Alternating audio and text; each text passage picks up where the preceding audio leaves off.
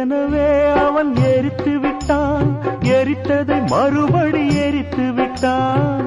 தர்மம் காக்கும் தேவனோ தூங்கி போய்விட்டான்.